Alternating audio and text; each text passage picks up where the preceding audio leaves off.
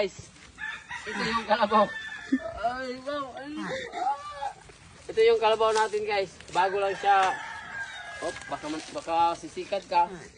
Ay, wow. Ito, guys, sobrang liit pa. Kagabi nanganak yung kalabaw nito. Ay, wow. Ay, wow. Ito guys, yung kalabaw bagong kakapanganak lang kagabi. So, ganyan pa siya kaliit. So, nung isang araw, nung mga last week, baka yung nanganak sa atin. So, ngayon yung kalabaw naman. So, ayun, look at guys. So, lalaki yung anak niya. So, ganun lang dito sa planeta ni Alas, guys. May baka, may kalabaw, may baboy, may manok. So, ganito lang kasimple yung ating mga